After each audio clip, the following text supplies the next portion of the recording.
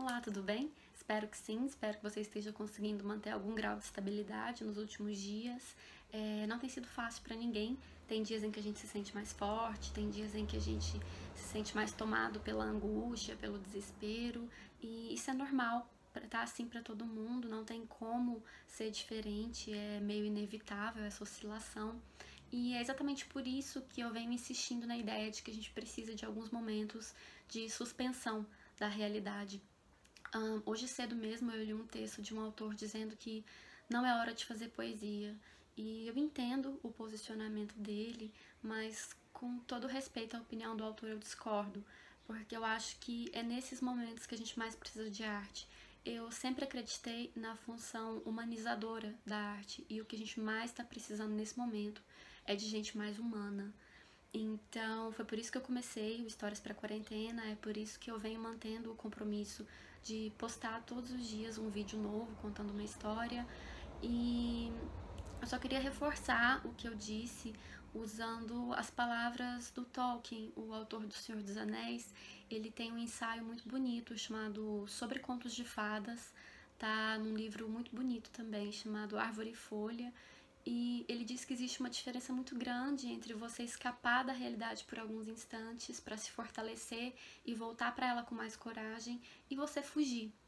Isso seria se fechar numa bolha, isso seria leviano, irresponsável, e não é essa a ideia desse projeto.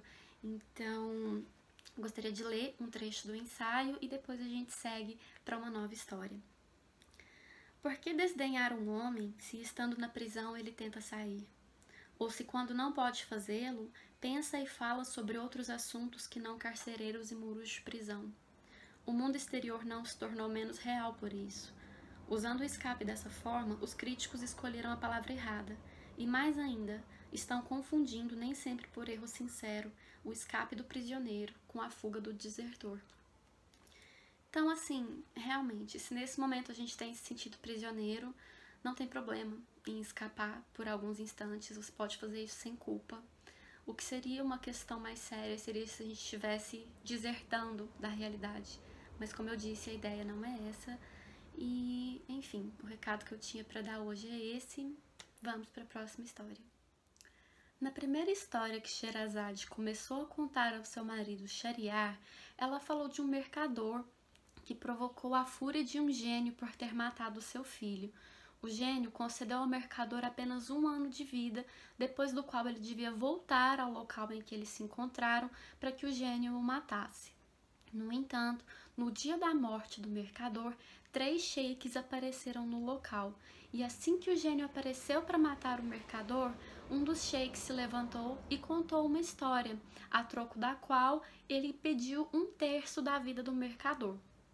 O gênio concedeu 1/3 da vida do mercador àquele sheik, e então o segundo sheik se levantou, fez a mesma proposta e, com a permissão do gênio, começou a falar.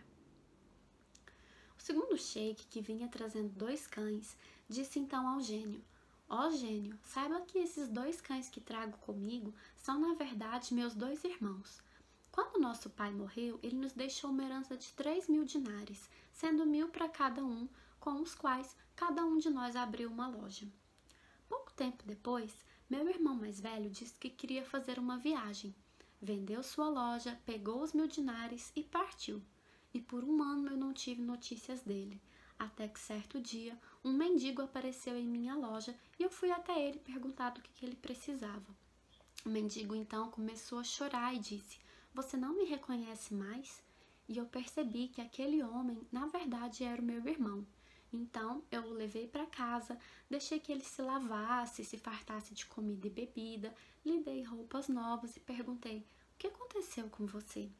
Meu irmão mais velho então disse: eu parti em viagem, me descuidei, fui gastando dinheiro e quando eu percebi, tudo havia se acabado.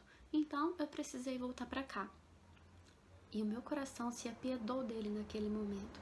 Então eu disse: Aguarde um momento que vou consultar meus lucros. E percebi que naquele ano eu havia acumulado 2.000 dinares. Então eu voltei até o meu irmão e disse: Tenho 2.000 dinares e vou dividir com você. Serão 1.000 dinares para mim e 1.000 dinares para você. Assim, você pode reabrir a sua loja e retomar a sua vida como se você nunca tivesse viajado. Meu irmão chorou, agradeceu e assim ele fez. Passado algum tempo, o meu irmão do meio disse que queria fazer uma viagem. Meu irmão mais velho e eu tentamos convencê-lo de que não era uma boa ideia. E meu irmão mais velho disse: "Você não viu o que me aconteceu?" Mas o meu irmão do meio teimou, dizendo: "Ah, o que te aconteceu não vai me acontecer." Vendeu sua loja, pegou os 1.000 dinários e partiu em viagem. 1 ano depois, um mendigo apareceu em minha loja e eu percebi que era o meu irmão do meio. Levei-o para minha casa, deixei que ele se lavasse, se fartasse de comida e bebida, lhe dei roupas novas e perguntei: "O que aconteceu?" Ele me contou que havia acontecido o mesmo que havia acontecido com meu irmão mais velho e eu disse para ele: "Aguarde um momento que vou consultar meus lucros." Percebi que naquele ano eu havia acumulado 2.000 dinários novamente. Então, decidi fazer pelo meu irmão do meio o mesmo que eu havia feito pelo meu irmão mais velho. Pouco tempo depois, no entanto, os dois começaram a me importunar, dizendo que eu deveria fazer uma viagem, que o mundo era vasto, que eu estava perdendo muita coisa, mas eu disse que não tinha interesse naquilo. Por 6 anos, meus irmãos insistiram e insistiram, até que um dia eu disse: "Tudo bem, vamos fazer uma viagem, mas antes me deixem consultar meus lucros." E percebi que naquele tempo eu havia acumulado 6.000 dinários. Então, dividi o dinheiro em 2 partes e disse a eles: "Com esses 3.000 dinários, nós vamos viajar. Serão 1.000 para mim e 1.000 para cada um de vocês." Porque afinal, naquele tempo, eles haviam perdido tudo novamente. Agora, esses 3.000 dinários eu vou enterrar, deixar bem escondido, porque se tudo der errado na nossa viagem, nós podemos voltar e retomar as nossas vidas. E assim nós fizemos. Pegamos os 3.000 dinários da viagem, alugamos um navio e partimos pelo mundo. Por um mês nós viajamos, navegando, até que um dia resolvemos atracar numa praia e eu decidi descer para fazer uma caminhada. Estava lá eu, andando, distraído, quando uma mendiga se aproximou e disse: "Meu senhor, eu quero lhe fazer um pedido." E eu respondi: "Claro, do que você precisa?" A mendiga então disse: "É um pedido muito estranho, mas eu preciso que você jure em nome de Deus que vai cumpri-lo." E eu disse a ela: "Tudo bem, eu juro em nome de Deus que vou cumpri-lo." "Do que você precisa?"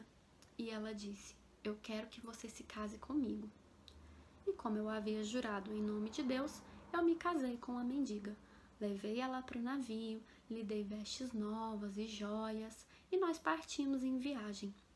Com o tempo, eu fui me afeiçoando a ela, e os meus irmãos foram ficando cada vez mais invejosos, porque perceberam que eu estava feliz com a minha esposa e que, além disso, para cada dinar que eu havia trazido, eu havia conseguido outros 10 fazendo bons negócios.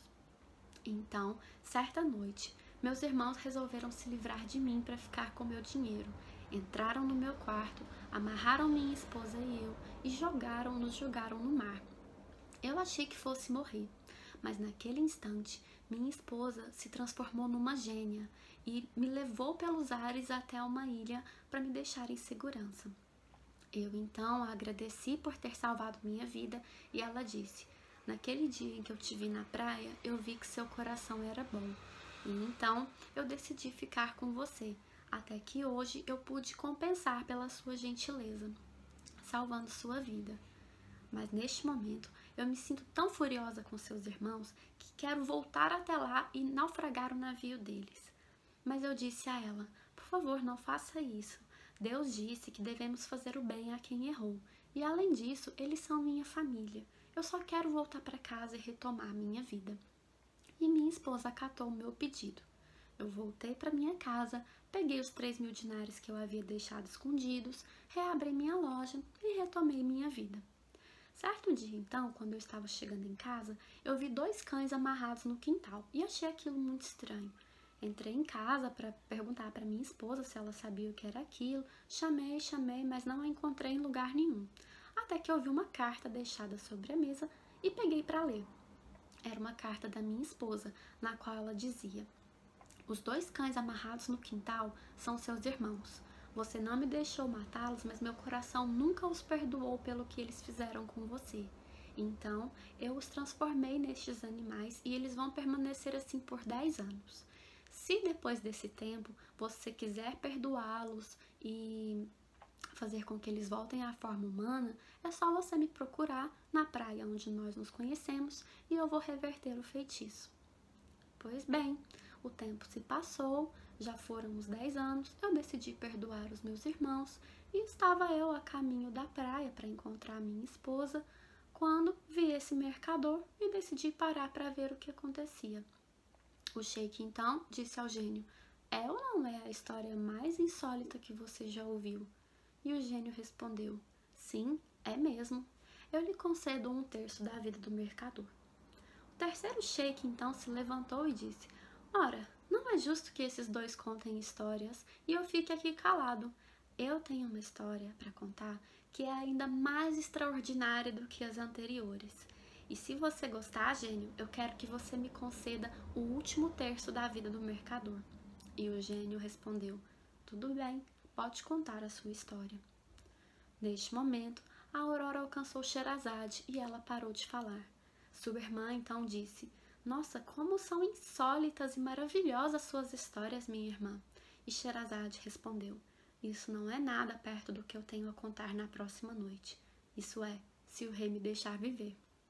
E o rei Shahryar, ainda mais curioso para saber o que iria acontecer àquele mercador e qual era a história do terceiro sheik, decidiu dar mais um dia de vida a Sherazade.